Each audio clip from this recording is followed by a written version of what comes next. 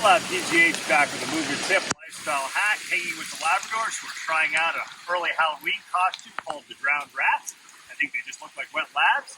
And our message for today is, if movement's a lifestyle, look for excuses to move, not to not move. I know that's a little confusing, but our message for today, as you can see, it's raining. Behind me, Mingo Creek is really high. We're on a hard surface because we don't want to tear up trails.